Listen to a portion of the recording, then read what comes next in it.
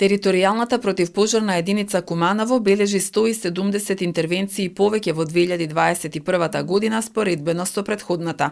Минатата година заврши со вкупно 549 интервенции, со огромна материјална штета, изгорена дрвна маса, куќи, земјоделски објекти, добиток, вели командирот на територијалната противпожарна единица Дејан Илиевски, анализирајќи ја претходната година.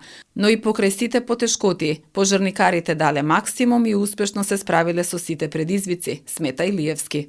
2021 имаме негде околу 286 интервенции на отворен простор. А вкупно околу 521 интервенција и 28 технички интервенции. Што значи вкупно околу 549 интервенции за 2021 година завршено од страна на територијална противпожарна единица. На објекти конкретно имаме во 2021 година 117 пожари, на отворен простор 286, на сообраќајни средства 34, што е по мене загрижувачки зголемен број во однос на минатата на 2020 година, кога имаме само 20 интервенции, и пожари на останато, што електричен столб, бандера, контейнер, дива депонија и такви работи. 2021 имаме едно починато лице во пожарите и еден повреден во пожарите. И во сообраќајните несреќи имаме исто така жртва и 4 повредени. Околу 20-21 интервенции имаме во текот на ова година, од почеток на јануари.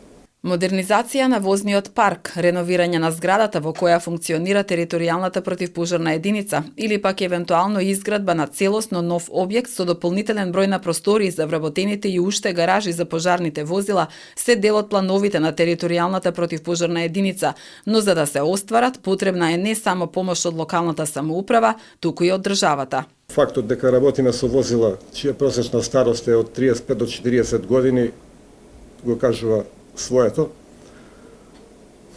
Во секој случај ни треба да се модернизираме, барем во однос на возилата.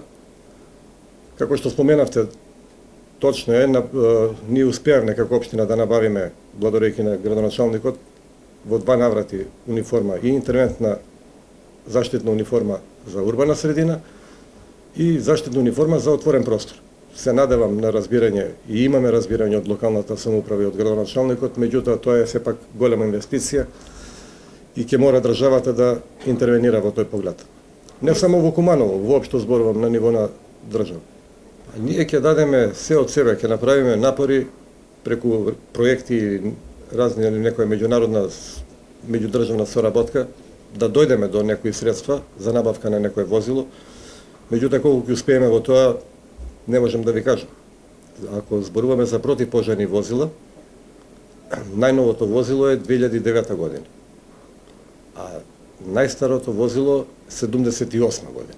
Сите се во функција исправни, меѓутоа поради тоа што немаме доволен број на гаражи, возилата ни стојат надвор. Ќе се обидеме, имаше разговори на таа тема, ќе се обидеме во тек на оваа година да направиме нешто. Ако ништо друго, барем да се подсреди малку самиот објект и самата зграда,